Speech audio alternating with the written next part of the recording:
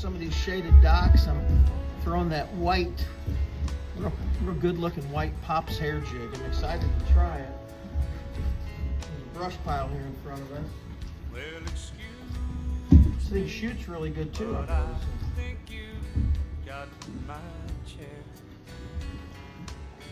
There he is. Not a big one, but a nice keeper. Well, right there on that Pops hair jig, he ate that sucker. The goal is to say get a limit. I'm looking to have a fish fry, so only got 2 hours. Let's keep on going here.